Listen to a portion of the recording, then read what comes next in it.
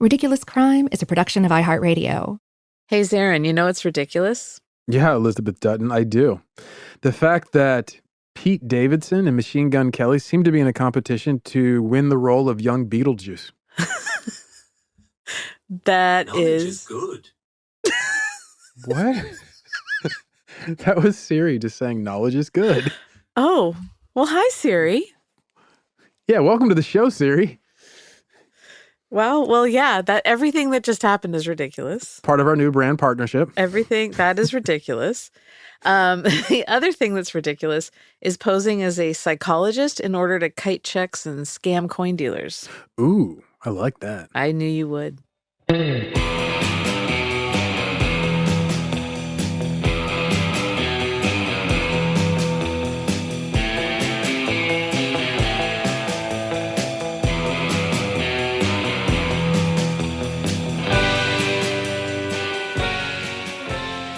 I'm Elizabeth Dutton, and joining me today is America's sweetheart, Zaron Burnett.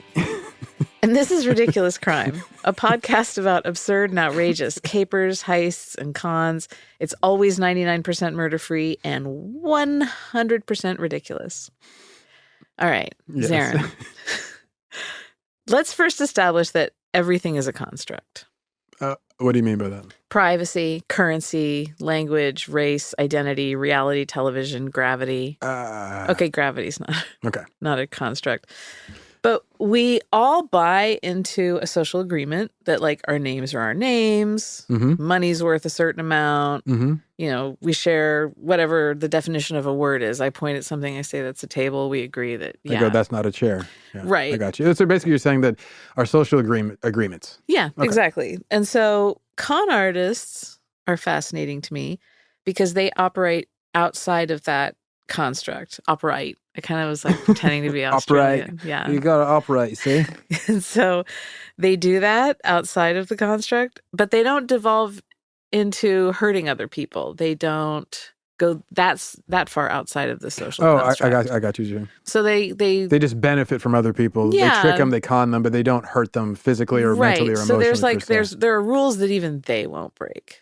Yeah, for the most part. Yeah, for most con artists, yeah. Well, they have really good insight into human behavior. And oh, definitely. Operators. Like the human behavior and the desires. And it's like sometimes I think that they're even better at it than psychologists or researchers because it's sort of an intuitive thing with them. Well, it's either intuitive or they benefit from their knowledge where, you know, it's like it's incentivized for them to get better at it. Yeah.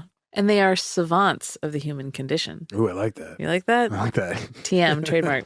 TM, Teller Morrow, trademark. I know, Zaron, that you're interested in con artists. You're just going to drop some Sons of Anarchy on me like that and expect me to keep a straight face? Welcome to my world. Man, you are an agent of mayhem. I am. Yeah. Anyway, I know you're interested in con artists, I Zaron. love con artists. It was one of my first interests, and my mother got really disappointed when I was like a 9-year-old boy. And I'm like, Mom, I'm supposed to write a paper for school. I've decided what I want to write about is the mafia. And she's like, what? I'm like, well, the other thing I wanted to write about was con artists. Which one should I write about? She's like, oh, God, this boy's going to be a lot of trouble. So, like, you weren't the kid who's like, I want to be an astronaut. Nope, like, not once. I want to fleece these guys. Completely. Everybody I thought was awesome wore, like, clothes that they wore to trick other people. I was like, that man's amazing. Look at him. So where some kids had like fire trucks, excavators, I had like 72 Cadillacs and oh, yeah, no idea. I would like ask my mom for like money so I could go and play 3-card Monte. I'm like, there's a 3-card Monte game, Mom. Give me like $5. I want to see how this guy operates. She's like, you're just gonna lose it. I'm like, yeah, but I want to see how he does it. Wow. Yeah, I was like dedicated to the like underworld crime scene. And look at you now. I know. Look at me now. Chat and crime. Maximizing on that knowledge. So good. I want to tell you about a con artist. Okay. With a heart of gold. The best kind. He's sort of a con artist with a heart of gold, but wait, which part? Sort of a con artist, or sort of have a heart of gold? Sort of has a heart of gold. I kind of guessed that. He's a con artist who can spin even getting caught into something good. That's pretty much, I think, the ground level, entry level for the con artist is like, look, I can spin this. Oh yeah, completely. Now, I want you to imagine something. Say I should picture it? I would say, yeah, let's just say picture it. Okay. Picture it. My eyes are closed. A small town. It's called Colony, New York. It's a suburb of Albany. And it's late October, 1989. So the A's have won the World Series, overcoming the Loma Prieta quake and destroying the Giants as all is now right in the world. And getting back from that terrible Kirk Gibson home run in 88. Yeah, we don't talk about that. Oh, I'm sorry. Oops. Yeah. We're talking Bash Brothers, baby. So it's late October 1989. There's this detective named Martin Sikzik. Okay, good name. And he pulls into the parking lot in front of Joffrey Oriental Rugs in Colony, New York, Albany suburb.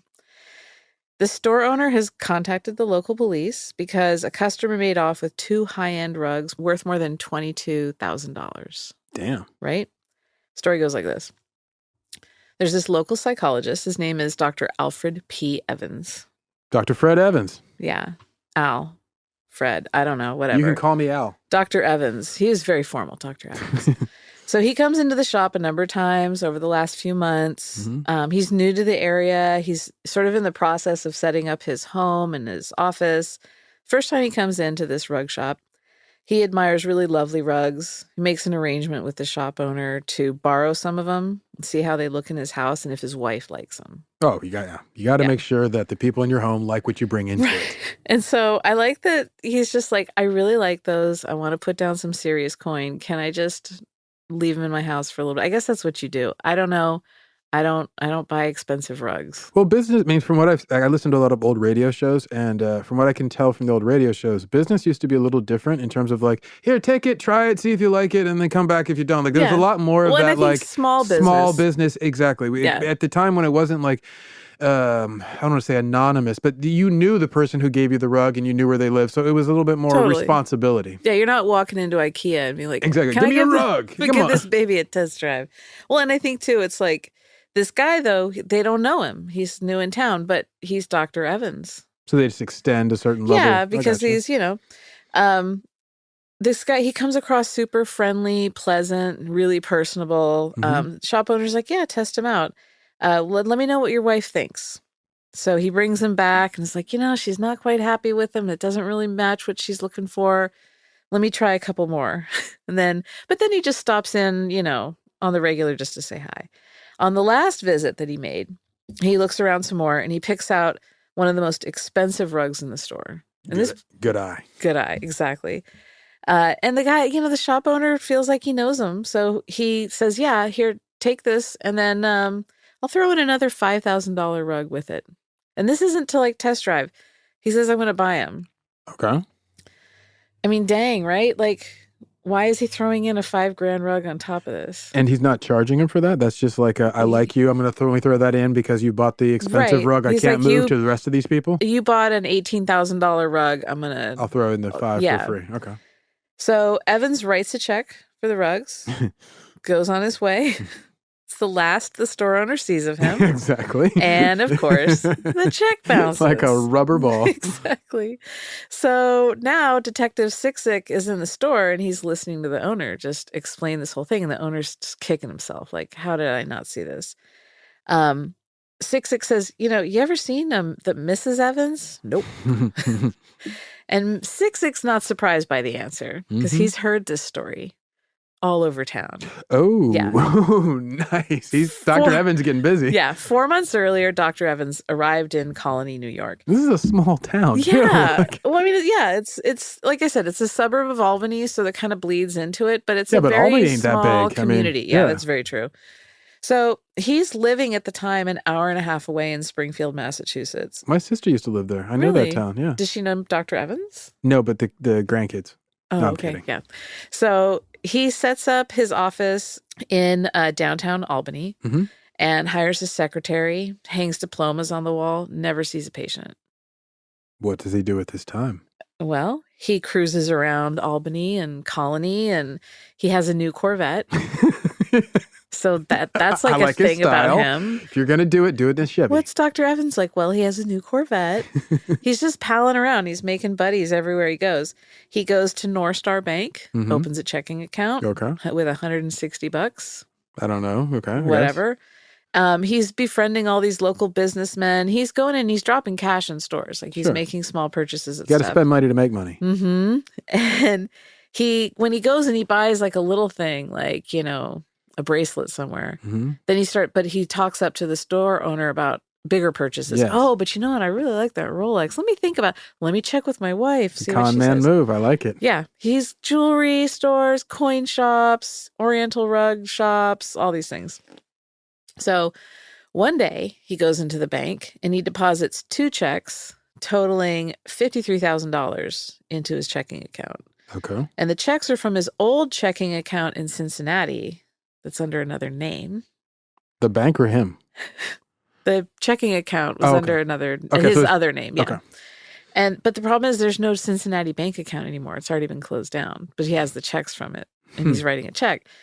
And he writes those, goes on a spending spree. So, and they don't have like check write systems. They won't know until they send the check to Cincinnati. Right. And he's also pulled some cash out because he's palled up to the tellers.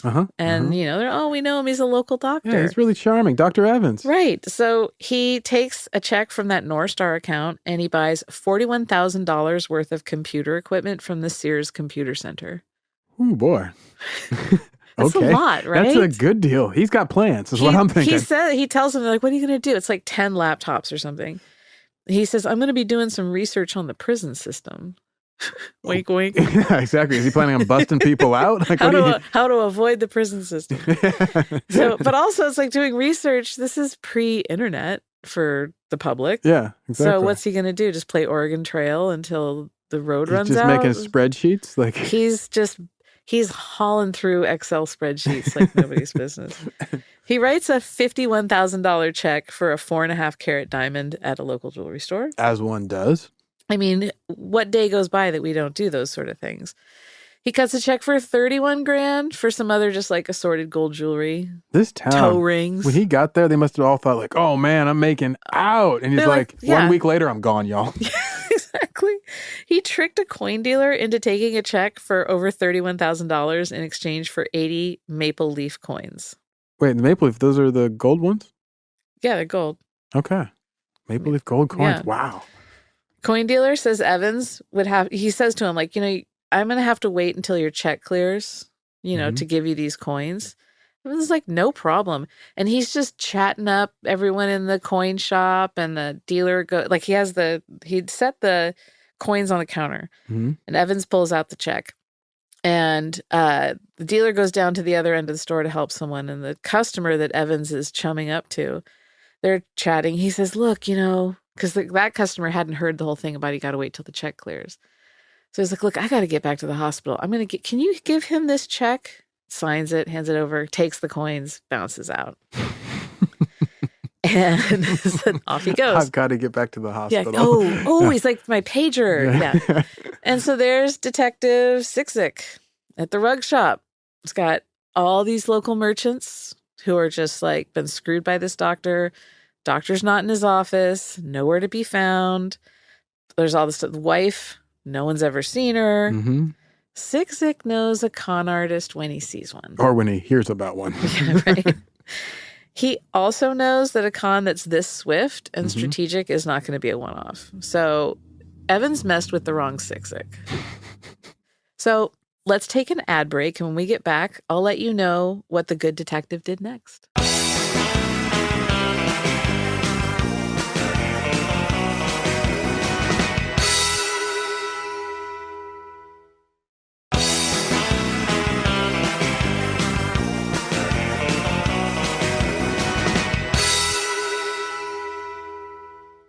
So when we left off, Detective Sikzik was faced with a bunch of crimes in Colony, New York, a suburb of Albany. There's this man, Dr. Alfred Evans, comes to town, sets up a psychologist practice, and remember, he never saw any patients. And we never saw his wife.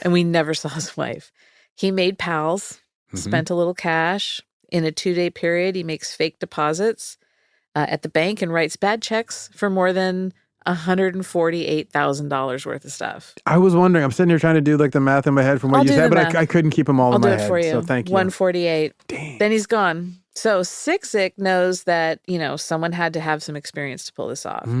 and that it couldn't be just a local crime. It's not like a local guy who's like, I know what I'm going to do, Oh, yeah. And this isn't also like somebody who's like, I'm blowing this town. Like, this is going to be my road money. This is not that movie. Yeah. So Sicklick had heard of this program called McLaughlin. Oh my God. Say what again? It's MAGLOCLEN, McLaughlin. Does that stand for something? Or is It that a does. word? It's the Middle Atlantic Great Lakes Organized Crime Law Enforcement Network.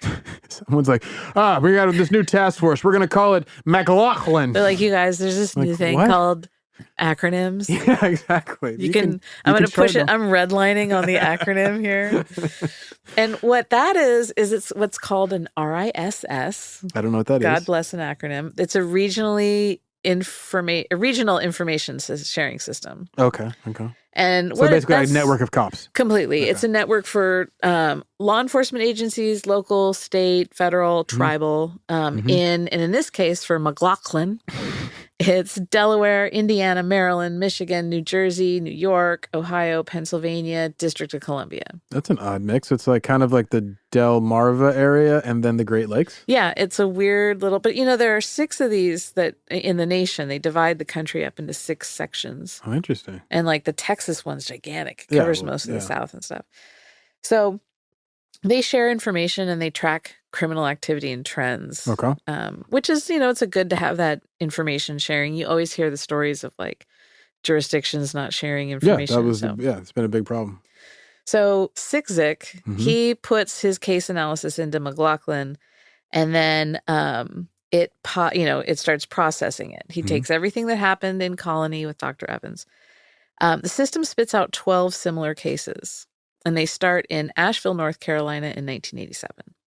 In every single case, the guy comes into town as a psychologist, sets up an office, hires a secretary, gets an answering service, puts fake diplomas on the wall, and would spend a couple of months making friends, palling around, spending a little money, exactly like he did in Colony.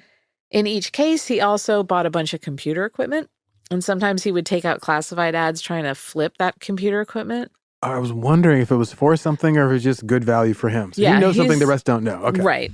And so he's getting, all this expensive computer equipment and then flipping it around. What do you think it was like to be the secretary? That's my question. A lot of reading time.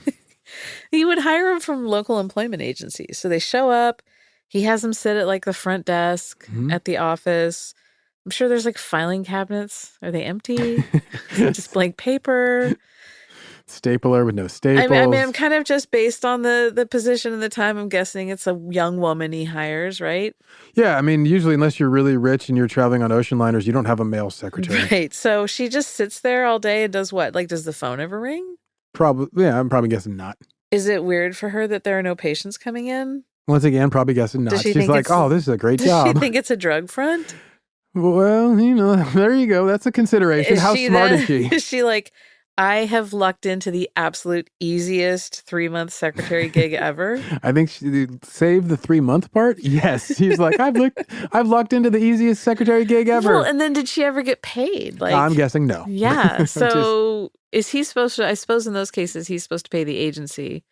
Well, he probably paid her, the initial 2 weeks, and then the second 2 weeks, the third 2 weeks, the fourth 2 weeks maybe, and then after that, he's going to get a little questionable. Right. But those are so she probably got paid for 2 months, maybe 2.5 months. 2 months of just sitting there doing the crossword. That's not bad. She got time to invest in her. Exactly. I still have a lot of questions about that. I do too. Anyway, con artist, he hits up cities in North Carolina, South Carolina, Georgia, California, Nevada, Massachusetts, Maine. He's everywhere. No, I'm not trying to be judgmental, and I'm not trying to disparage these states, but I often find it interesting when a con man or con artist decides oh, these are the states I'm going to hit. And I look at the list and I'm like, yeah, that makes sense. But here's what's curious with this is that some of the places that he hits, like in North Carolina, it was in Asheville, and that's a college town, and now it's a big theater town, very artsy town, with people who would think that they were more progressive and intellectual. And Georgia was in Athens, another also college town. Yep. So he's you can see a little trend. I don't know where he was in the other places. He did go before he got to Colony, he was in Cincinnati, And Ohio. in Nevada, Reno is a college town. So, We say loosely. So he's in Cincinnati. Mhm. We know that's where he was before he got to Colony. And that was back in 86. He shows up in Cincinnati calling himself Dr. John Anderson. Dr. Anderson. Right? That's what I kept thinking. So he runs his con there with the office and the diploma and the friend making. And he really chums up with this guy, Michael Wills, a local coin dealer. Okay. So he talks to him a lot about buying large quantities of gold coins. Who doesn't? You know, if you're going to chat up a coin dealer, it's going to be like, if we're pushing gold, what kind of weight could we get around here? I'm curious about buying a lot of gold from you. Huge one. I'm talking tonnage. You know, like I want boatloads of gold coming in.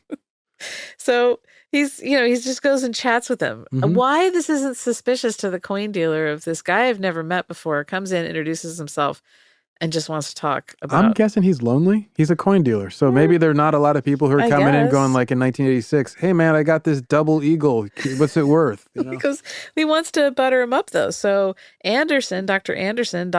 Evans, Mhm. he asks Wills to speak at a physicians investing group at the Children's Hospital where he supposedly works.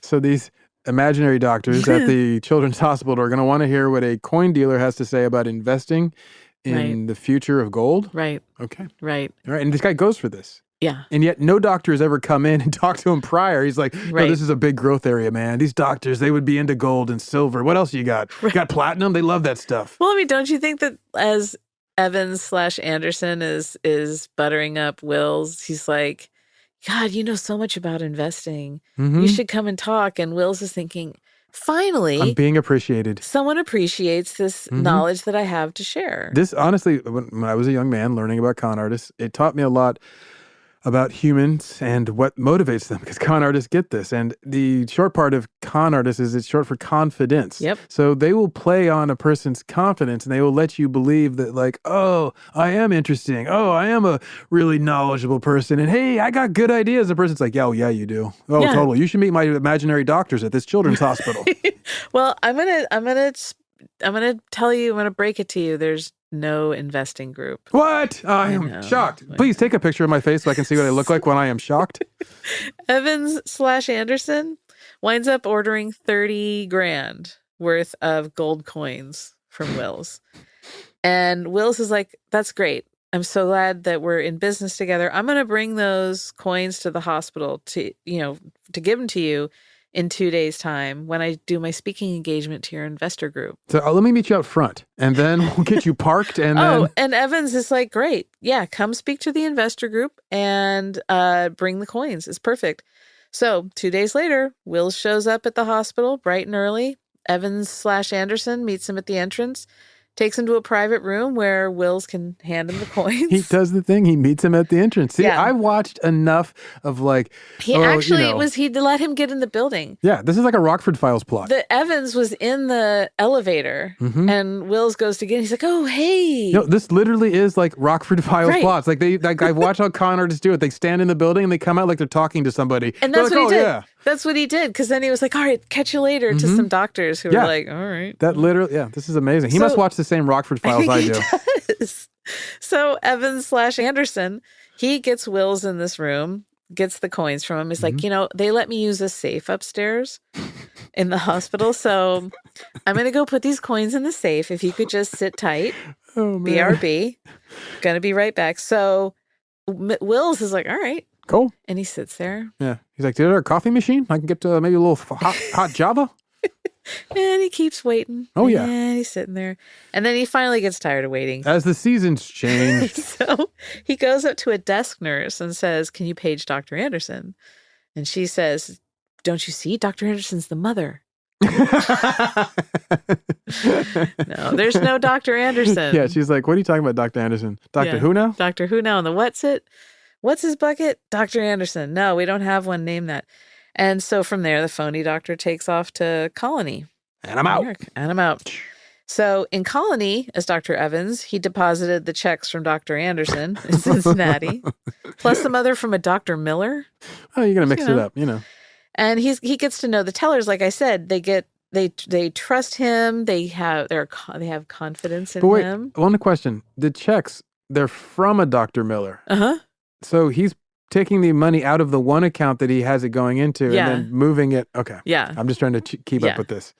So they give him cash before the larger checks are clearing because they're like, oh, he's a doctor. And, of course, yeah. But the buck stopped in Colony with old Sick Zick.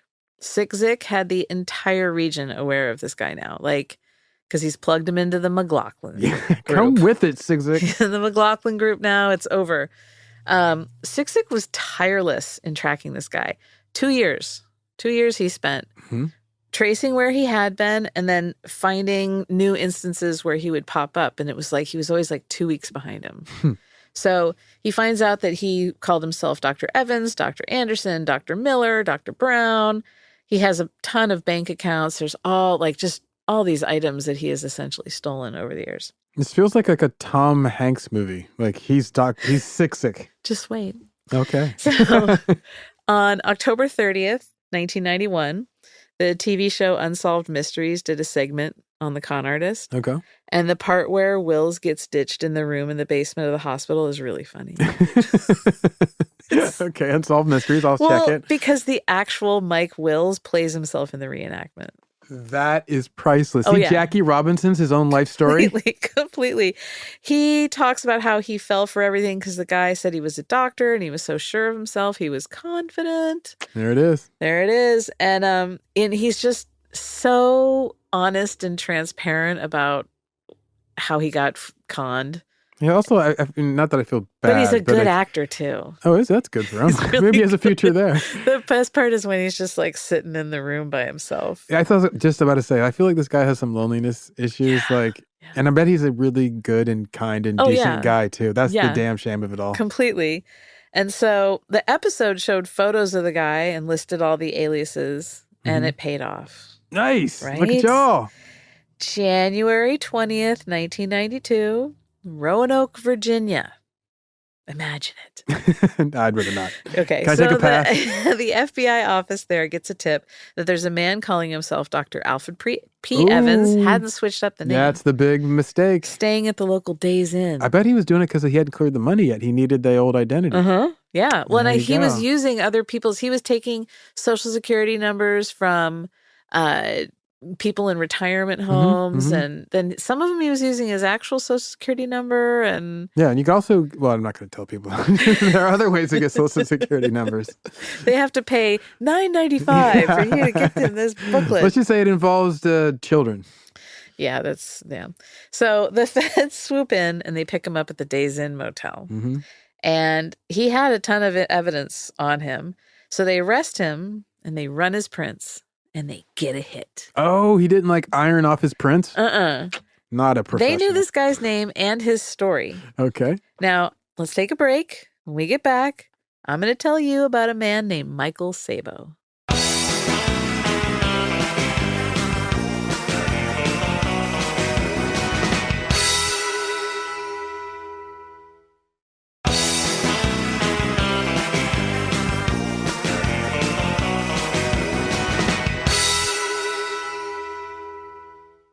So who is Michael Sabo?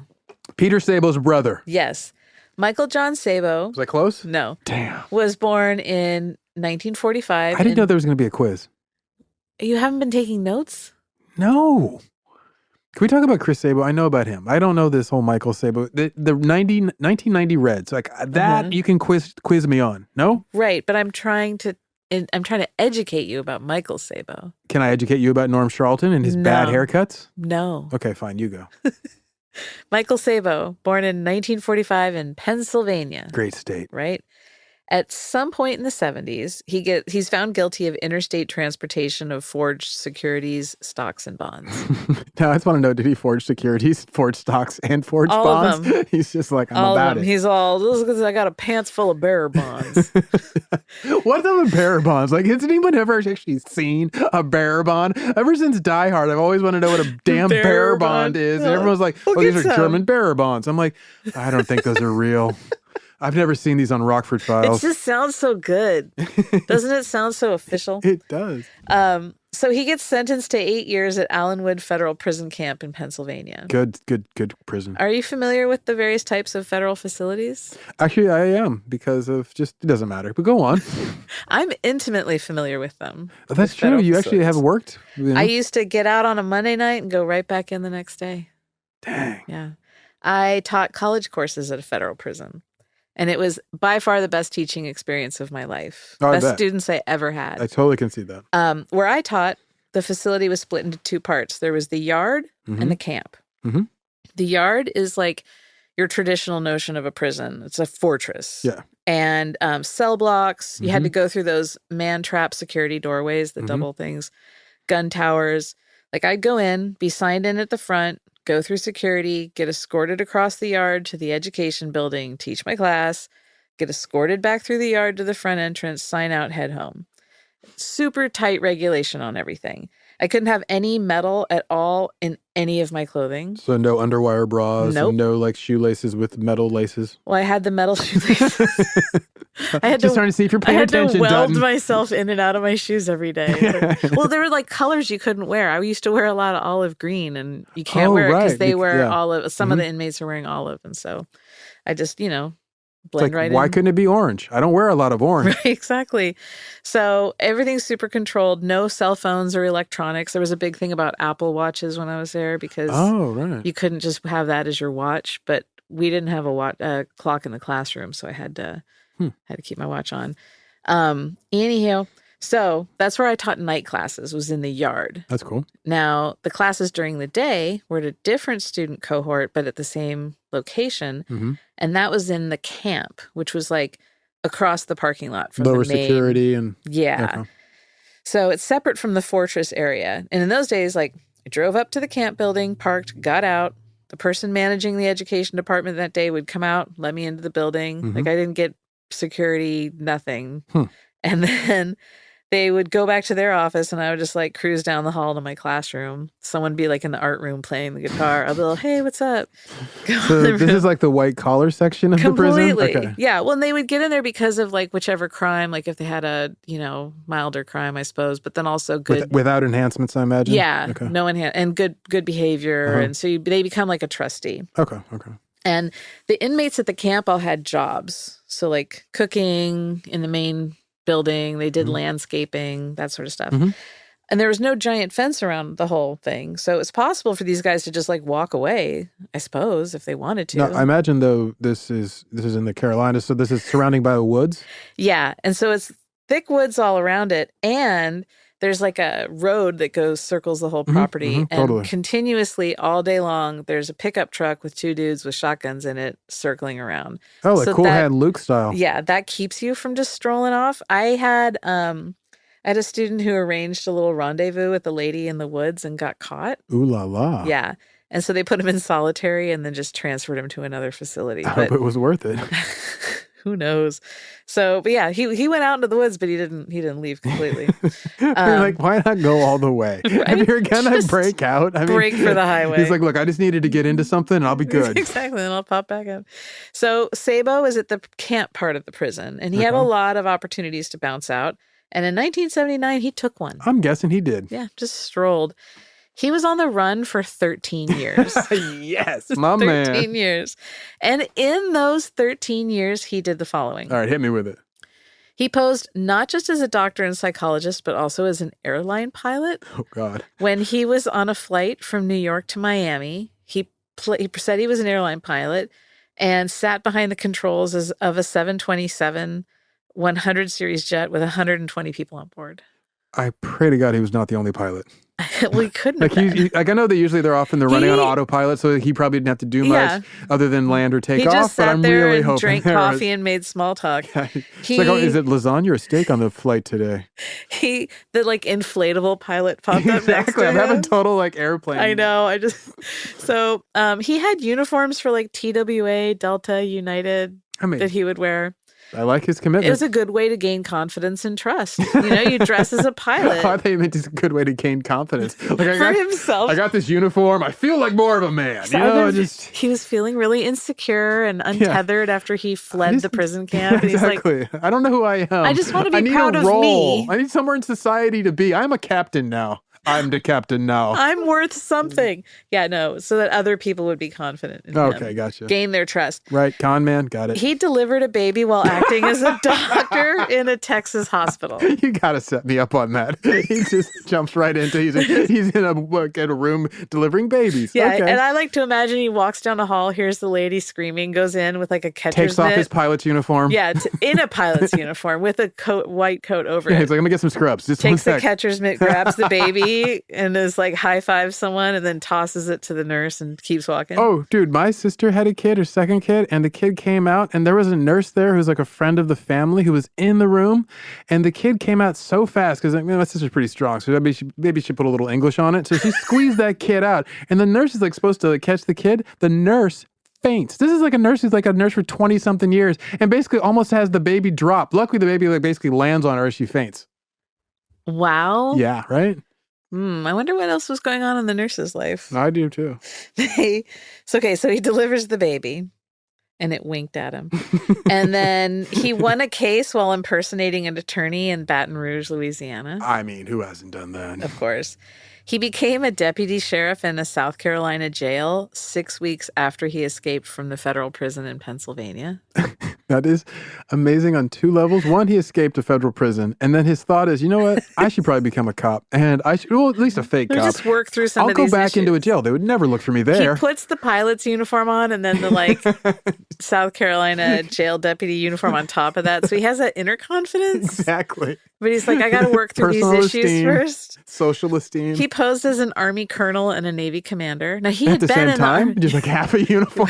split down the middle, like those people who are fans of two teams. Yeah, exactly. When their parents they have kids on either team. Front of the uniform's Navy. He had been in the Army, like when he was younger. Mm-hmm. But that doesn't mean that he can pretend to be a colonel or a Navy commander. He knows some of the language. He pretended to be a gold and diamond dealer. Well, this one I do believe because he spent a lot of time with He got executive status for blue chip companies while he was employed as a mortgage loan officer for Lincoln Savings and Loan. Lincoln Savings and Loan, little known fun fact, is a big part of the savings and loan disaster. It's Michael Milken and all. Yes. Exactly. Which is like a perfect, of course he's at Lincoln Savings. I'm going to go to Birds of a Feather Flocking Together.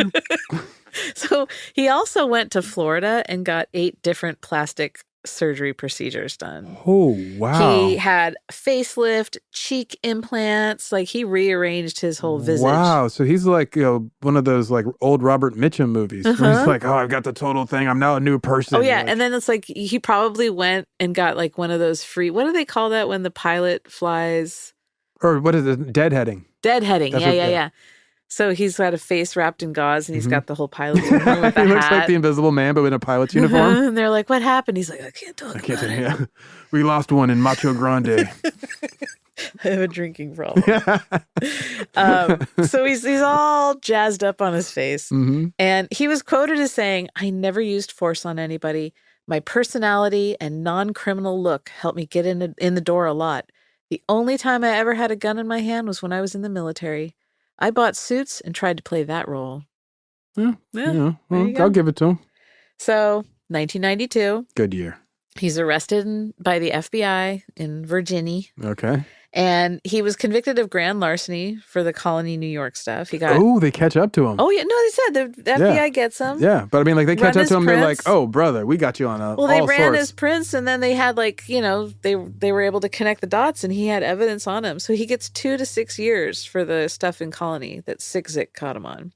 Okay. For that, he goes to New York's Sullivan Correctional Facility, maximum security, and there he meets David, son of Sam Berkowitz. I was about to say, I thought I remembered hearing Sullivan Correctional Facilities where they sent some of the harder cases. And that's where he goes. But it's also because it's like, well, we know this he's a floater. He'll take off, so we're going to lock him in. So he pleads guilty to the original prison escape. and does some time for that, 27 months for that. He gets convicted of bank fraud, forgery, grand larceny, identity theft in 5 different states. Did the fashion police come after him too? I mean, everybody's hitting him. Well, those uniforms look sharp, so no. And he serves his time in those 5 states in federal and state lockups, and he's released in October of 2009. Whoa. So he was spent like all of the late 90s and early aughts behind bars. He missed out. He missed on a lot of good fun. Mm-hmm. And then he moves to Kentucky and sells cars. As one does. Goes straight. And he said, like, straight. He had to go and he had to pay taxes and get credit cards in his own name. And when he went to the Social Security office to get everything ironed out, they had like 5 different names associated with his Social Security number. And so he went through all of that. Like, look, no, I paid my dues. That happens. I made a mistake once. That happens. Okay. So he may not have been a con artist in the legal sense of the word after that, but he still was a savant of the human condition. So the first thing he does, he's selling cars at a car dealership, but he starts 2 companies, American Identity Theft Recovery and Identity Theft Watch. As a wolf, let me tell you how to keep your sheep safe. Precisely. He said he did this, but there's no record of these companies. So I don't know if he was like, give me your Social Security number and I'll go see if anyone else has it. Yeah. Be right back. Wait in this hospital private room. I'm going to go check all your personal information and the bank information you gave me. Thank you for that, by the way. And he said, that my goal is to save others from people like me. And I don't know how that shook out for him. Then the next company he starts is a company called Prison Consultants of America. Go with what you know, Yeah, exactly. The website for it isn't active anymore, but you can find it in the archive. And he dissolved that company a year later, but this is how he sold his services. I'm going to give you some quotes here. Oh, hit me with them. He said that his time served, quote, left him with an intimate understanding of the strategies required to navigate the federal prison system, as well as the critical need for support when facing incarceration. He created this company to better prepare people like yourself for the crisis you are facing. Let us help you take control during your incarceration phase. We specialize in consulting white-collar, drug, and sex offenders. Our staff of trained professionals will present you with options from various Bureau of Prisons programs on how to best navigate the system. We will also instruct you and your loved ones on what to expect during your incarceration. We want to educate you prior to and during custody to help alleviate your concerns, fears, and worries regarding imprisonment. This seems familiar. Right? It's like that Kevin Hart, Will Ferrell movie, Get Hard. That's what I was thinking It's a really problematic movie, by the way. Oh, God, yeah. That movie. They shoehorned some crap into that one. It was in 2015, that movie, so Sabo didn't rip that off. No, he's definitely pre-Get Hard. I mean, he basically was like, look, get Sabo. Exactly. Now, on that same defunct website, he claims that Steven Spielberg approached him about using his life for the 2002 film Catch Me If You Can. Frank Abagnale's going to be a little pissed to hear that. Yeah, that's exactly it. And so, like Frank Abagnale, Abagnale? Yeah, I pronounced it wrong. Abigail, yeah. Frank. I'm not the best on Italian names because the G and the N I'm near each other. horrible with just names. Okay, fair My enough. own often. So Frank had a loose, relationship with the truth. So did Michael Sabo. Sabo said that he couldn't do the movie. He couldn't authorize the movie because he was wanted by law enforcement officials across the U.S. And so that's why he couldn't agree and sell the rights to his story. I think that only counts if you're actually in jail or prison. It's weird. You can't benefit from the crime, right? That's exactly what I told Spielberg when he approached me to use my life for his 2012 film Lincoln. And I did the exact same thing when he approached me about E.T. Oh, my God. I was the little boy who found the alien. Wow. Yeah. And you had to tell him, look, I'm wanted. I can't tell you. Well, no, why I said I can't tell you because I left the planet and I signed these legal documents with ET's people. And then, it's too much. You don't want to mess with those. It's too complicated. Interstellar lawyers are a nightmare. Yeah. And Spielberg gets that. He's a very compassionate man. Yeah, he is. So we don't know where Michael Sabo is now. But we know where Steven Spielberg is. We do know where Let me check Find My Friends. So Sabo, who knows? He's been to lots of places. He's been lots of people, but who's to say? Oh, he literally is just gone. He's off the grid. Well, Nobody knows where he is. He could be alive, could be dead. He could be in Texas, could be in Tunisia. What if I ripped off a face mask? And you're Michael Sabo. I happen to be wearing a pilot's outfit right now. Exactly. I was wondering why you had all of your badges on you. What's your ridiculous takeaway here? Oh, man.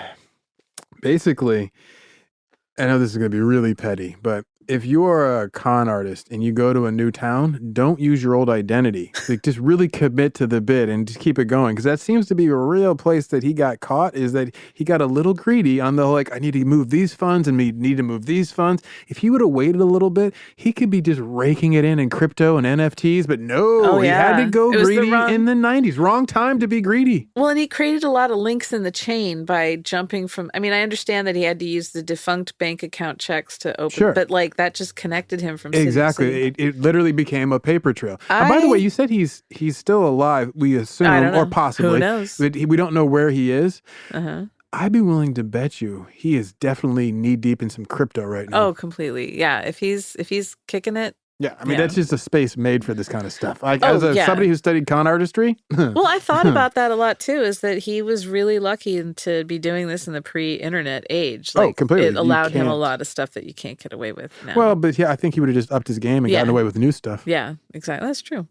I think the coolest guy here is Detective Martin Siksic. Oh, yeah. Dog with a bone, baby. He later retired to Florida, and I was really happy for him with that. I am too. It's good place. It's fun for him. Good place to bury a bone. Exactly. That's it. That's all I have. You can find us online. Did you know that, Zaron? At Ridiculous Crime. Oh, you're still talking to me? Of course, always. We're on the Twitters and the Gram at Ridiculous Crime. If you have a tip for us about a ridiculous crime or you want to confess to one, you can email us at ridiculouscrime@gmail.com.net.biz. Tune in next time, friends. And neighbors, Romans, countrymen. We'll be here.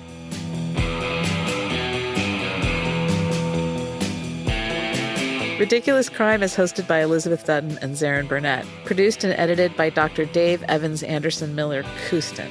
Research is by Dutch Krugerrand specialist Marissa Brown. The theme song is by local businessmen Thomas Lee and Travis Dutton. Executive producers are Special Agent Ben Bolin and Senior Detective Noel Brown. Ridiculous Crime is a production of iHeartRadio. For more podcasts from iHeartRadio, visit the iHeartRadio app, Apple Podcasts, or wherever you listen to your favorite shows.